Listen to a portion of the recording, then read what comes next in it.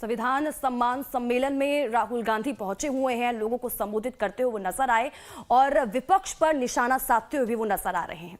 तो देखिए, महाराष्ट्र चुनाव के लिए एनसीपी अजीत पवार गुट ने अपना घोषणा पत्र जारी कर दिया है।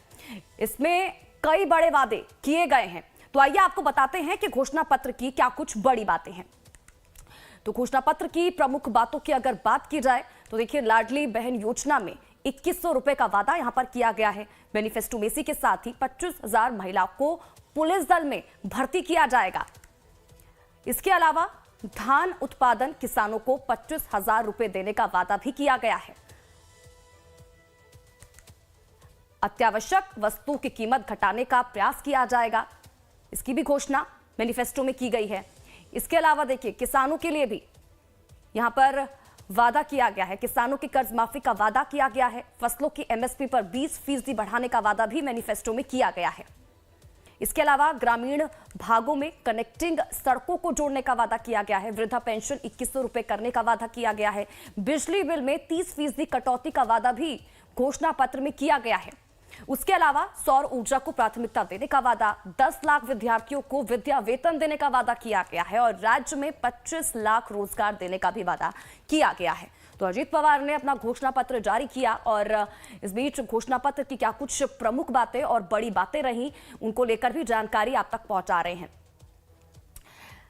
तो महाराष्ट्र विधानसभा चुनाव की बात करें तो 288 सीटें हैं और मुख्य मुकाबला जो है वो महायुति और इसी के साथ ही महाविकास आघाड़ी के बीच देखने को मिल रहा है। हालांकि एक तरफ आपको बता दें कि अजीत पवार गुट की तरफ से मैनिफेस्टो जारी किया गया, घोषणा पत्र जारी किया गया और कई बड़े वादे इस घोषणा पत्र में किए गए हैं महाराष्ट्र की जनता से। और अब दूसरी तरफ आज आपको बता दें कि राहुल गांधी की तरफ से भी महायुति का घोषणा पत्र जारी किया जाएगा, उस पर भी हर किसी की नजरें रहेंगी। लेकिन एनसीपी अजीत पवार गुट की तरफ से जो मैनिफेस्टो जारी किया गया, घोषणा पत्र जारी किया गया, उसकी क्या कुछ प्रमुख बातें रही, उनको लेकर जानकारी आप तक पहुंचा रहे हैं। तो बड़ी और महत्वपूर्ण जानकारी आपके टीवी स्क्रीन पर। कई बड़े वादे इस मैनिफेस्टो में अजीत पवार की तरफ से किए गए हैं। लोगों के लिए हर वर्ग को साधने की कोशिश इस दौरान इस मैनिफेस्टो में की गई है। लाडली बहन योजना में 2100 रुपए का वादा किया गया है। 25,000 महिलाओं को पुलिस दल में भर्ती करने का वादा इसमें किया गया। इसी के साथ ही धान उत्पादन का जो किसानों हैं उनको 25,000 रुपए देने का वादा किया गया है। अत्यावश्यक वस्तुओं की कीमत घटाने का प्रयास किया जाएगा, ये भी वादा किया गया है। किसानों की कर्ज माफी का वादा किया गया और साथ ही साथ फसलों की एमएसपी पर 20% बढ़ाने का वादा भी किया गया है। ग्रामीण भागों में कनेक्टिंग सड़कों को जोड़ने का वादा किया गया। यहाँ पर वृद्धा पेंशन 2100 रुपए करने का वादा किया गया। बिजली बिलों की अगर बात करें तो बिजली बिल में 30% कटौती का वादा किया गया।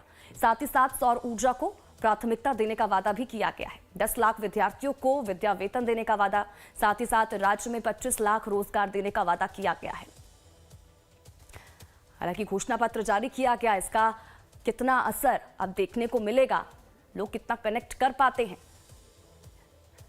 कितना यकीन कर पाते हैं, क्योंकि कई बार लोगों की तरफ से ये भी कहा जाता है कि घोषणाएं कर दी जाती हैं, चुनावों के वक्त वादे बहुत कर दिए जाते हैं, लेकिन सरकारें उन पर खरा नहीं उतरती हैं। जो वादे किए जाते हैं वो पूरे नहीं किए जाते हैं।